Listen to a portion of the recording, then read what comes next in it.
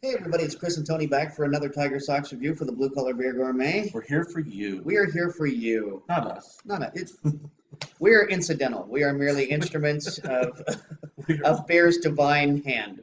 So we play but such a meager small role. today's beer, actually, Tony has sampled. I have not. It is from a brewery that I've reviewed more than once on Blue Collar Beer Gourmet before. The Flying Fish Brewing Company. They're out of New Jersey. I want it Trenton? No, Somerdale. Somerdale. Out of Trenton, out of Somerdale, New Jersey, which I want to say is actually suburban Trenton, but don't hold me to that. I could be wrong. Comments below. Indeed, Like I did live. I once upon a time I lived across the river from you in New Jersey Heights in Upper Manhattan, and I did start to learn some New Jersey geography, but not all of it. Quick side note, because Flying Fish's Grand Crew is Steve from Total Wine's employee pick, and apparently I offended Mrs. Steve by calling him a shorter guy. Once again, Mrs. Steve, I meant no offense to your husband. I myself stand only 5'10", which puts me slightly below average for an American male. So I was not trying to insult your husband in any way, shape, or form. I apologize profusely. And once again, if you get to Total Wine, you run into Steve, who's an average-sized guy. Take a minute, talk to him about beers. That way he doesn't have to go through a lot of labor, and yet he's still getting the job done. Boss can't come over and yell at him for not lifting boxes. Yeah. So take a few minutes out and make it possible for him to just sit still for a bit. And he's at the Total Wine in Las At Vegas. Boca Park. At Boca Park, right off of Rampart. Exactly. The street is called Rampart. Yeah. So, Aha. So this is a beer, actually something that Chris had just told me he's never had a wild rice double IPA before. I have not. So Flying Fish, yes. Wild rice double IPA, no. Indeed. So this will be a first for Mr. Rouse, which there aren't too many beers left this man hasn't tried. So kind of exciting in that regard.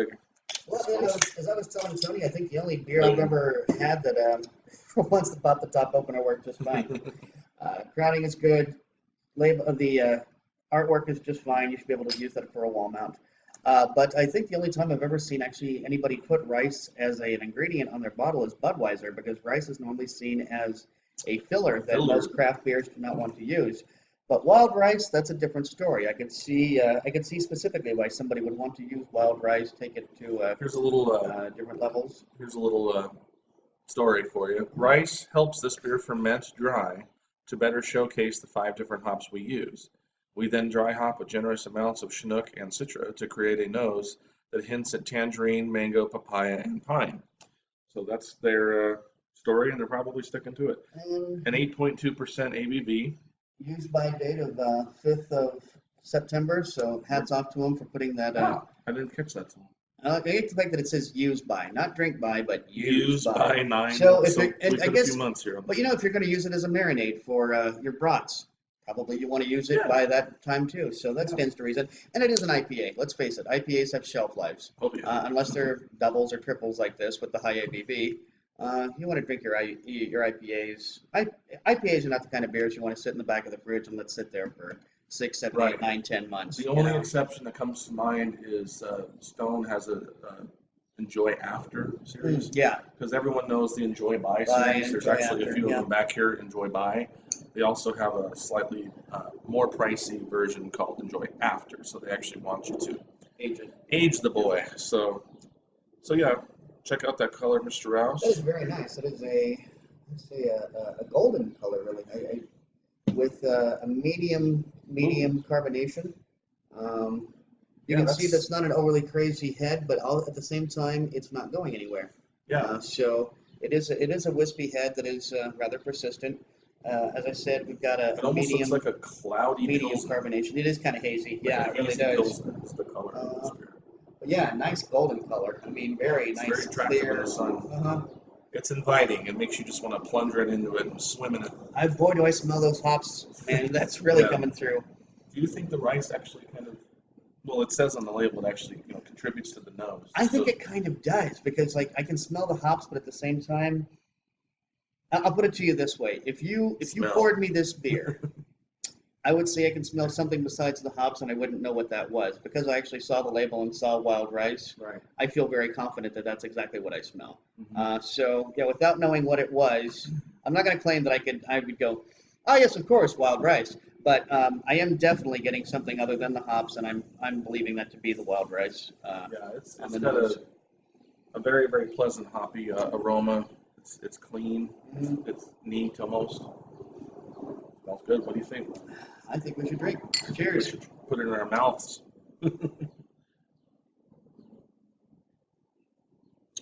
I have had this beer very recently. It's just like literally, I bought a 4-pack of it.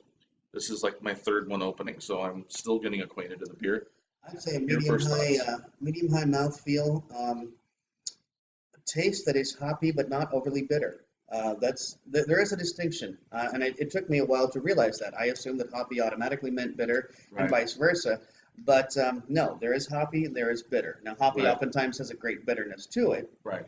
but you can have something hoppy without bitter, you know. And I just had, this has a slight bit of bitter. Don't get me wrong. People who don't like craft beer are going to drink this and go, "Wow, I feel an alcohol burn, and it's really bitter, and I don't like it." yeah, So you've got it. This is an IPA lover's IPA, that's for sure. it is. It's a double, and at the same time, it's kind of it's got a cleanness to it. It's not syrupy. It does, like a pilsner, as Yeah, you mentioned because pilsners earlier. And sometimes you get these double and triple IPAs, and it's almost like there's almost like a resiny, syrupy mm, um, coating in your mouth, which most times for me is unpleasant. or It's sometimes just IPAs almost feel like you can chew them. There's such yeah, and I've had salinity to chewable them, IPAs that and I thought that were can be awesome. good too. Exactly, yeah. But yeah, like you said, this is clean. Yeah, It's there is that alcohol burn. You are tasting that 8%. At least I am in the back of my throat. yeah. Not that it's my throat's not on fire, but I am getting an Far alcohol from it. burn. Yeah, And I find it quite refreshing myself. I yeah, mean, this really is a good I'm beer. like you said, it's an IPA fans IPA. That is a vote of that's Confidence, a thumbs up. indeed. So Flying Fish, if you're watching this, stand up and applaud yourself for that. That's a compliment. Pretty much every beer I've had from them has been pretty good. You don't happen to remember what you paid I wish I could for find one. the? 4-pack. Crap. Because that's the other thing too. Is more often than not. 8.99. 9.99. Okay, so a 4-pack for 8.99. That's what is that? It was a Two total of nine. dollars I want and to say like 9.99. two and a quarter per Yeah. beer. So that's For a that's double very though, I reasonable for mean, a double. doubles and And triples, these things get pricey pretty quick. oh yeah, very much so. So Flying Fish is usually very reasonable in its price. Good beers, especially considering how much time it must take to get it from New Jersey all the way out here to the desert. That's true too. That's you got to consider Yeah. that. If we were drinking this in a Boston bar, that'd be one thing. But Yeah. I just had I'm not going to say the brewer's name, but I just, a couple nights ago while I was home relaxing watching TV, I had a triple IPA that I'd never had before, 22-ounce bottle. Um, I poured it. It was murky. It almost looked muddy. And I'm like, okay, this is a triple IPA. It's going to be, hazy, not for the yeah. meek, obviously. And I took that first sip, and what I was just talking about, it was just like, let's just instantly take a paintbrush and coat my entire mouth with syrup. It was not a pleasant beer at all. In fact, it was quite a chore to finish it. So that's kind of my point when it comes to IPAs that are, imperials, triples, doubles, anything that has that adjective to tell you this is Right. a Higher bigger ABV, IPA. yeah. Oftentimes I tend to love them, but every once in a while I get that experience. I'm like, they tried way too hard to make this bitter and way too hard to make it syrupy. It's almost like that was their target audience. I'm like, I'm an IPA nut, Chris is an IPA nut, and I don't know about you, but I do not want that in my IPA. Yeah. That syrupy, cough syrupy consistency that just like, even when you take some water down after it, it's just like, God, go away, like make room for the next beer. That's what I like about this beer. Very clean, easy to drink, no residual, Mhm. syrupy, sticky, I guess that's the word, Yeah. so excellent beer. Coating. I actually think it's a very, very strong double IPA. I grew up in Middle America, where it's the unwritten law that every Saturday morning you have to get up at 6 a.m. and mow your lawn. So there is such a thing as a lawn mowing beer. Despite this having a higher ABV, I would still say this is a lawn mowing beer easily. If you wanted to, if you let's say you mowed the lawn later in the day and you were just going to sit back and drink your beer and maybe go to sleep afterwards. It's like one of the last things you did before the sun went down. You could come in, you could relax, you could refresh with this because it is clean and refreshing enough, and yet you'd still you'd have a nice ABV, good buzz going for drinking a 12%. I mean, a 12-ounce bottle of beer. So yeah. Well, when you say a lawn mowing beer, did you or your parents own a riding lawnmower? I did not. Because I'm like, you'd have to be devoted to your beer to actually like push it with one hand, and then still have a beer in this hand. Turning those corners, you might the spill post it. lawn mowing beer, because yes, it's I want to clarify otherwise that grass flying in the air ends up in your beer, right. so you don't want to do that. But that's the thing. If it's a really grassy IPA, you're like, very hoppy, very grassy. Exactly. Yeah. Yeah. So all around, this is a good beer, and excellent beer. yeah, it really is. And I'm not really familiar with Flying Fish. You said that you've reviewed them in your series by yourself, and the Grand Cru, I think we shared together, didn't we, one time? Or was possible. I just had maybe it was at a tasting at least. That might have been, or something. I'm definitely not familiar with them to the company as you. Because I did make that statement about Steve's height, and I like Mrs. Steve. I apologize. I don't want to be in bad graces with anybody's misses. Especially at Total Wine. I mean, you plan on going there and Precisely, shopping. It's the best place to buy beer. It really is, especially here in the beer desert. So.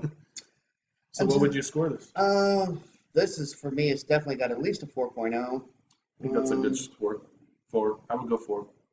I'm gonna even go 4.25 because this is really satisfying in a lot of ways. So yeah, it is. If it was a can, it'd be a 4.5. So it might be one of the top 10 like cleanest double IPAs, refreshing IPAs I've ever had. Yeah, seriously. Definitely. Because a lot of them are good for that satisfying that hunger for hops. This actually accomplishes that and is refreshing at the same time. So we thank you for watching. Any other announcements? Well, we thank you for watching. And Guy's still over here. We won't let him go home. Oh, we're not as far along. We have more time left than I thought. A couple minutes in case you had any other announcements I thought we were actually closing beer news or anything. Well, happy Memorial Day. So we just would have passed it by the time this airs. Yeah, this will air on the 28th. So hopefully you all had a pretty killer Memorial Day and had some awesome beers. And Indeed. Tell us about the beers you had. Make some comments like, hey guys, I had this. You should try this. If we can find them here, we might be able to review them. We do want to thank Ronald Thoreau for, I hope I'm pronouncing his name correctly, Louisiana Beer Reviews, for regularly commenting on the videos. Yes, he does. So we will thank you for that. Thank you. We do appreciate it. Yep. So we'll see you in a week. Indeed. Until next time, drink good beer. Don't break the bank doing it. Cheers. Later. Go Tigers. Go Sox.